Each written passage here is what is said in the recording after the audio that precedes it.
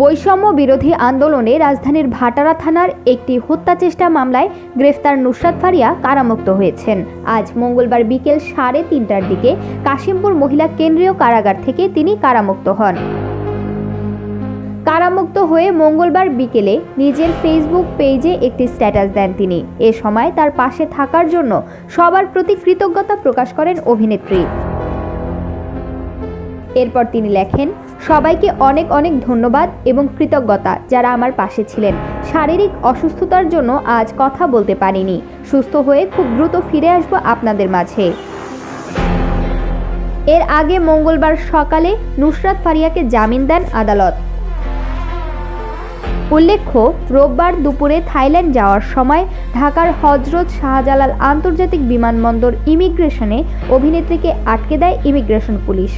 এরপর ফারিয়াকে ডিএমপির ভাটারা থানায় থাকা এক হত্যা চেষ্টার মামলায় গ্রেফতার দেখিয়ে আদালতে তোলা হয়। আদালত অভিনেত্রীকে কারাগারে পাঠানোর আদেশ দেন। রোমা কান্তা কোয়েল, বার্তা 24।